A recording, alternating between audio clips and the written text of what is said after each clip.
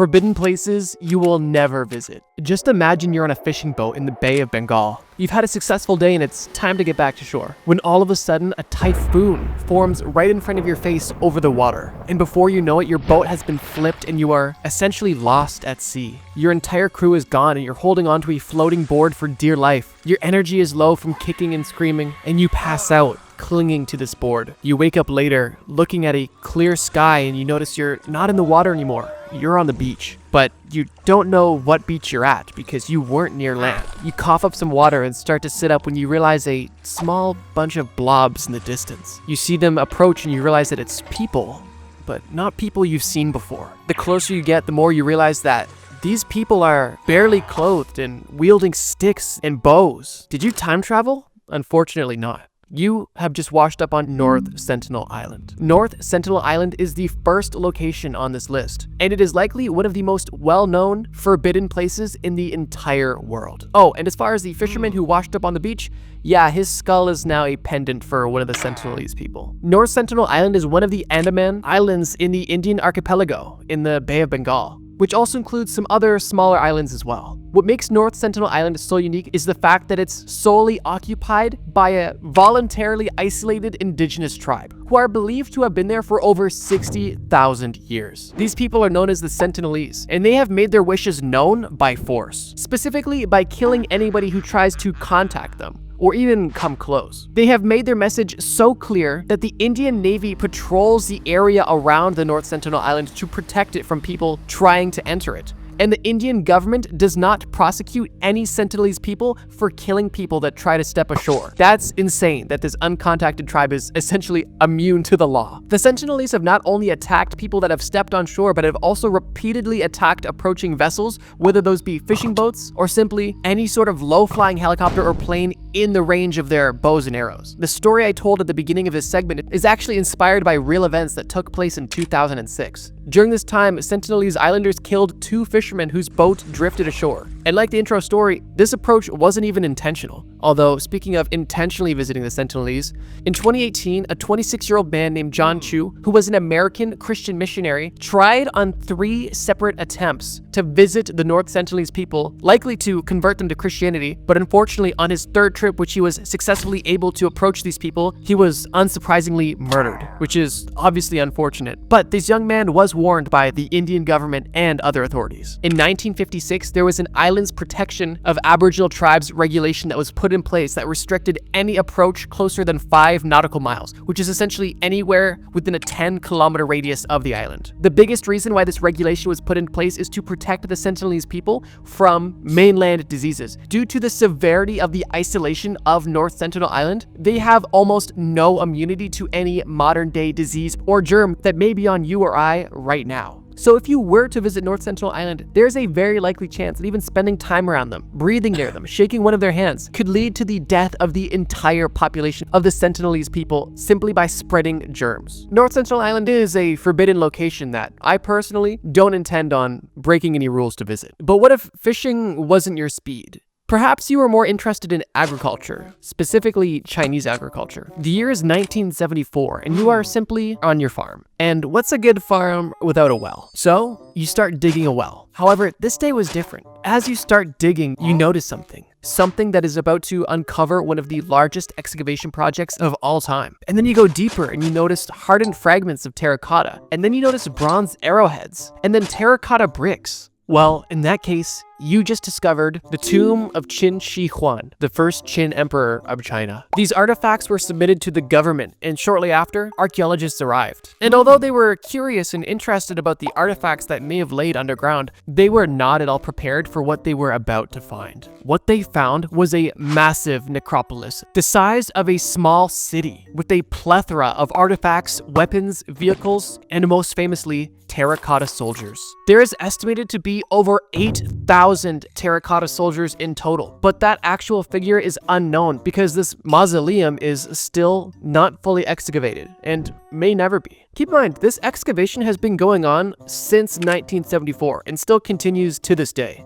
This mausoleum was built from 246 to 208 BC. The mausoleum mirrored the city of Jianyang with an inner and outer city structure. And although this outer and inner city structure where the terracotta soldiers have been found has began to be excavated, one place that has never been touched was the tomb itself. This tomb is at the very center of the complex, and it is very large. In case the thousands of terracotta soldiers were not enough of a sign, the late Qin Shi Huang did not want people entering his tomb. At least, not without a fight, I guess. So I suppose that begs the question, why did the government keep excavating? Well, the three reasons they listed publicly were the following. One was the fact that this area was a seismic zone, and they needed to remove these historic artifacts to protect them. The next reason was for tourism, to potentially make it something that people could visit and appreciate. And the third reason was to prevent grave robbing, essentially theorizing that if they didn't take it, somebody else would. In case the 8,000 terracotta soldiers didn't make this obvious, this mausoleum is massive. The replica inner city is over 2.5 kilometers in circumference, and the outer city is over 6.3 kilometers in circumference, which is insane for a mausoleum. Even the tomb itself is massive. It's believed to be 80 meters east to west and 50 meters north to south, and 15 meters tall on the inside. However, the interior height is debated. It is a very real possibility that we will never be able to know what's inside the tomb, simply because of limitations in archaeological abilities, specifically the risk of destroying so many other artifacts just to get inside the tomb. But we do have historical accounts of what is said to be inside the tomb, which is the following. The emperor's tomb is surrounded by rivers of liquid mercury, which was the emperor's immortality elixir of choice. Which, just quick side note,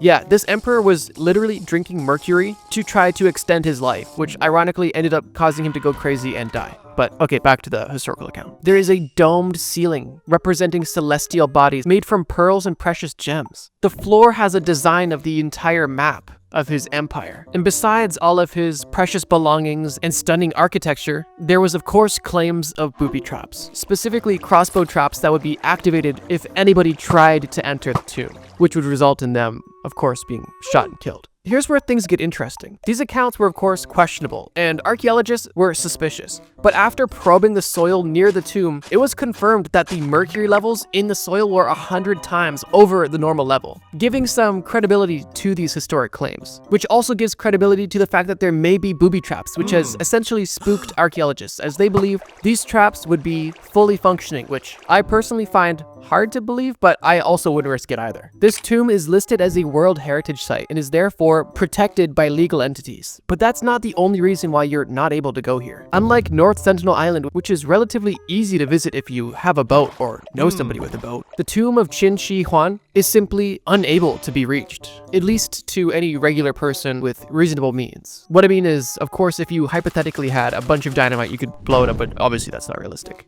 Or is it? No. Unless... Just kidding. Therefore, you're not only not allowed to visit it, you're also not able, making it a perfect entry for this list. Let's hope that you got your sea legs back, because we're hitting the water again. This time, we're going to a remote island intentionally, although it's not off the coast of India. This island is actually in the Arctic Circle. This island is known as Spitsbergen, and it's tucked away in the Arctic Svalbard archipelago. And if you're wondering why we're going here, it's primarily because of your passion for agriculture. Spitsbergen is the home of the Svalbard Global Seed Vault, and this seed vault is one of the most interesting places in the entire world, and is kind of an interesting take on the Doomsday Vault. In short, it's an ultra-secure facility with the sole purpose of being a safeguard for global crop diversity by storing duplicates of every known seed. This place is really just a sperm bank for plants, or other stuff like that. The Seed Vault is actually a partnership between the Norwegian government and Crop Trust, which is a genetic resource center, which sounds evil, but probably isn't.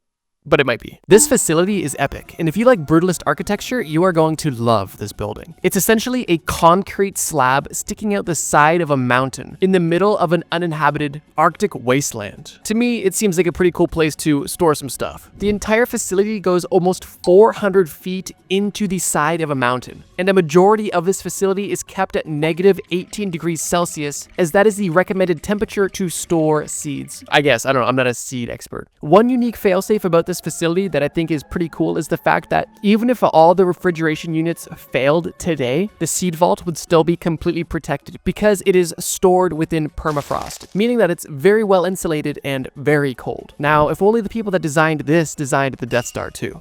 As of 2022, there is over 1.2 million unique types of seed in this facility. And interestingly, and potentially somewhat obviously, this facility is not manned. It is autonomous, and I suppose that's a good thing considering the fact that it's literally in the middle of nowhere, always kept at deadly temperatures with basically nothing around you. This seed bank is a really unique modern invention that I think serves a genuine purpose that hopefully we will never need, but could very well serve a massive role in the development of humanity if it ever came to it. I think it goes without saying that this seed vault is completely off limits. Not only is it in an extremely remote location in a part of the world that's already hard to navigate and travel to, but the facility itself is extremely secure. So unfortunately, you won't be able to check out the cool seed collection, but that's okay. And you're a person of culture. Modern archives and architecture is cool, but you want history. You want to see some cool stuff and some old stuff. And for that exact reason, we're going to France. The date is September 12th, 1940, and you and your trusty dog are on a walk like any other day. Your dog notices a hole left by an uprooted tree, and you notice something rather interesting, but you don't bother at the moment. You go home and ponder on what you may have saw and decide that you have some unfinished business, and you return to that uprooted tree with 3 of your best friends. You begin digging, a common theme in this video, I suppose, and notice that this uprooted tree has a lot below it. Specifically, a 15-meter deep cave shaft. You and your friends are brave, and you enter the cave and start exploring. And not only do you see some cool stalactites and stalagmites and light brights, but you also see interesting designs on the walls. Those designs were ancient cave paintings depicting animals. This cave is known as Lascaux Cave, and it is a network of caves in southwestern France with over 600 cave paintings found on the interior walls of its caves. It is suggested that these paintings were not made all at once and that they were the combined effort of many generations. And although they haven't been able to quite pinpoint a date for each and every one of these paintings, the general consensus is that these paintings are anywhere from 17 to 22,000 years old, which is so cool. There was an amount of time where this cave was actually open to the public for tours, but over time, due to carbon dioxide, heat, humidity, and other contaminants produced by the 1,200 visitors that visited these caves a day, the paintings were essentially disintegrating and were being visibly damaged. Therefore, the cave was closed to the public in 1963. Since then, the paintings have been restored to their original state and a monitoring system has been put in place. It's actually just a baguette holding a door closed. I don't know, I'm sure they've got something amazing. So yeah, unless you're able to travel at least 70 years into the past, you're not going to be seeing these original 22,000-year-old paintings. However, this story does have a bit of a happy ending, because obviously there was demand for these cave tours, and that wasn't going anywhere anytime soon. So what the authorities actually did was create exact replicas of this cave system for people to explore and visit without any risk of the originals being damaged, which is honestly pretty cool. But what isn't cool is snakes. And since 2 out of the 4 entries on this list so far have been on islands, let's add another one to the list and combine the 2. Snakes in an island. You know what that gets you? You're right. Snake Island. No, not the island boy's haircut. Snake Island is an island, I know. And it is also off the coast of Brazil. The island is famous for, of course, its large population of venomous snakes, specifically the golden lancehead pit viper. And what's interesting is that this island is the only known natural home for this breed of snakes. But there is a bit of mystery surrounding this island. How exactly did these snakes get here, and why is there so many of them? It's not called Snake Island because there's a few. It's called Snake Island because it's only inhabited by snakes, and a lot of them at that. The island is roughly 106 acres in area, and is believed to be the home of around 400,000 snakes, although that number more recently has been debated. But if you ask me, I don't think we're getting an accurate head count anytime soon. Point being, there is a lot of snakes on this island. But the question remains, how did these snakes get here? And I hope you brought your tissues, because it's kind of a sad story. Basically, when the Portuguese colonized Brazil, the Portuguese made all of the native Brazilians disown their pet snakes. Obviously outraged, the native Brazilians didn't give up their snakes without a fight, and they banded up all of their snakes and sent them off to sea on a raft, hoping that they would find a better life. After a few days, this raft of about 500,000 snakes washed up ashore on this uninhabited island, and the rest is history. I totally just made all of that up. The real reason why there is so many snakes on this island is much more simple. During the last ice age, this island, which is now 33 kilometers off the coast of Brazil, was actually connected to the mainland. But near the end of the ice age, as water levels started to rise, the snakes essentially became trapped on this island. Their population grew due to a lack of natural predators. Fortunately, these snakes weren't the only animals on the island. There was actually a plethora of ladders. But unfortunately, after a few dangerous games of snakes and ladders, only the snakes remained. I don't know why I'm lying so much in this video, but hopefully you can tell fact from fiction. Sure, there's a lot of snakes on an island, but there's a lot of snakes on a plane too, and people are still on the plane. Why is there not people on this island? Well, similar to North Sentinel Island, Snake Island is off limits to any civilians. The Brazilian Navy claims that this is for the protection of both the snakes and the people that may potentially try to access the island. The only people that are advised to go on the island have to be vetted by the Institute for Biodiversity Conservation, which I'm assuming is no easy task. And if you try to go the other way, well, you'll have to deal with the Brazilian Navy. And similar to North Sentinel Island, if the snakes kill you, the Brazilian Navy is not going to put them in jail. That's crazy that now twice on this list, there is groups of people that are immune to the law simply because they got an island. I wonder if there's any more recent examples of people with islands breaking the law. That's an interesting phenomenon, but let's keep moving. Wait, okay, last thing I'm gonna say about Snake Island. Making fake maps claiming that there is buried treasure on this remote island, when in reality, it's actually just Snake Island, would be a hilarious prank. Not in the modern day, but definitely pirate times, dude. This was a pirate time banger of a prank, guaranteed. You know what? We're on the topic of islands. Last island, one last island for the list. Palette cleanse, we'll go through it quick. Morgan Island. No story, no nothing. Just straight up facts. Morgan Island is also known as Monkey Island, and if you can't guess why it's called that, you may live on Monkey Island. Monkey Island is famous for, of course, its population of free-ranged monkeys. It is completely uninhabited by people, and this island is protected by the Department of Natural Resources and the National Institute of Allergy and Infectious Diseases, which use it for public health research, which unfortunately is basically just animal testing. Boo. Monkey Island, unlike Snake Island, is not naturally occurring, and actually has a very odd origin story. To put it bluntly, there was a lot of monkeys in Puerto Rico that were carrying hepatitis B, and it was becoming so much of a problem that there was frequent outbreaks. So what is the most logical and reasonable next step? Well, according to some people in 1979, the best idea was to capture 1,400 monkeys and relocate them to a remote island in South Carolina. And ladies and gentlemen, Morgan Island, aka Monkey Island. So in case you ever wanted to be surrounded by over 1,000 monkeys with hepatitis, Morgan Island definitely needs to be on your travel wish list. But you don't just want to go to remote islands full of uncontacted tribes or a plethora of dangerous animals. And you don't want to go to rural China. And you don't like the cold, so Norway's out too. Well, if that's the case, then I have one last location for you. And if you're a Reddit meme lord, then you're going to be right at home. This last forbidden location takes us to a salt flat in the middle of Nevada. The salt flat is known as Groom Lake. And what makes this salt flat relevant to this video is what's built on the salt flat. That being a Nevada test and training range. But there's military bases everywhere, so what makes this one so special? This test and training range is home to one of the most popular and highly classified United States Air Force bases, most commonly known as Area 51. Interestingly, Area 51 was never considered a secret base. However, it is the home for some of the most secret and sensitive documents that pertain to military intel in the United States. The origin of the name Area 51 is actually unknown. However, according to the CIA, the proper names for the facility are Homey Airport and Groom Lake. The primary initial purpose of Area 51 was a testing ground for Project Aquatone, the development of the Lockheed U-2, which was one of the most iconic spy planes of all time, and still has a lot of mystery surrounding it, almost 70 years later. Since then, this area has gained a lot more popularity, and due to the secrecy surrounding it, there has been no shortage of questions, mysteries, and conspiracy theories surrounding the happenings of this military base. Obviously, with the most famous examples being its affiliation with aliens. I honestly wish I had more to talk about, but facts about this location are kind of hard to come by, and I don't think I need to explain why a military base with sensitive information is off limits. But I do find it kind of interesting that, although this is a perfect entry for this video, it's a bit of a catch-22. Because for any random civilian, Area 51 is a place you will never even get close to. At least,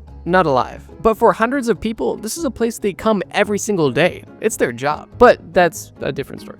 In 2019, there was actually a large movement for people with way too much free time to storm Area 51 to get answers and see an alien for themselves. This movement was heavily meme-based, but was still very real. On the night of the actual event, over 1,500 people showed up at the border of Area 51, primarily partying and enjoying the scenery, although some took it more serious than others. At the end of the event, nobody got in. Surprisingly, nobody died, and 7 people were arrested. It was a mostly peaceful meme, but I'm sure when all of this was gaining traction and popularity online, some government employees were definitely starting to sweat a bit. But speaking of sweat, I do have a confession. I may or may not have gotten really sweaty researching for this video, and I found way more entries than I could ever put in just one video. But luckily for you, I have the ability to make more videos. So if you guys really enjoyed this video and want to see more forbidden locations, then I would be more than happy to make a part 2 and share with you some likely even more interesting, strange, and some downright scary locations that you or anybody else will likely never visit. So if that's something you want, let me know in the comments or leave this video a like, and I'll be sure to get on that. But with that being said,